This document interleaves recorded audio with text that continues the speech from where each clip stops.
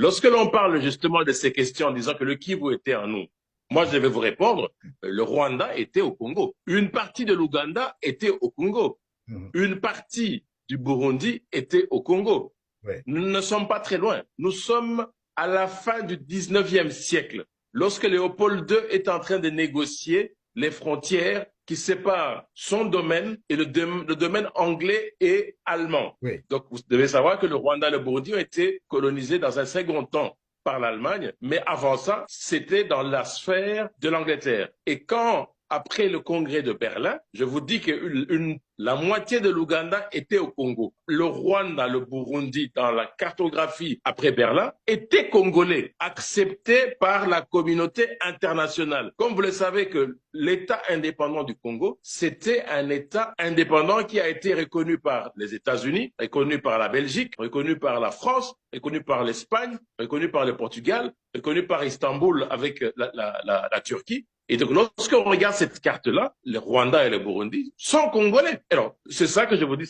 c'est un discours. Et moi, je peux, de manière très claire, sans aucun problème, brandir ces cartes-là. Nous les avons au musée de Tervuren. J'enseigne ça à l'université.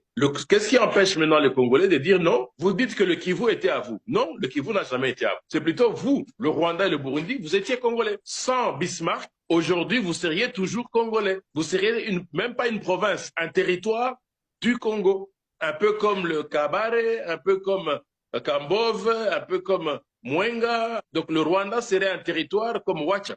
Le Burundi serait un territoire comme Ouacha dans l'espace congolais. Ça, c'est la vérité historique.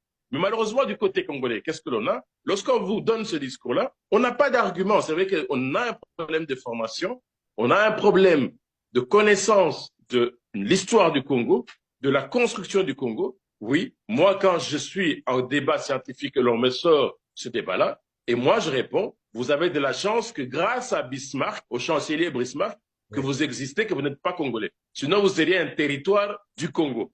Et donc, s'il vous plaît, essayez de la jouer modeste. La réponse qu'il faudrait que vos téléspectateurs le sachent, et quand on leur dit que le Kivu leur appartient, on répond non, le Kivu ne vous appartient pas. D'ailleurs, nous, on est gentils, on a accepté que vous soyez des pays indépendants, sinon vous seriez des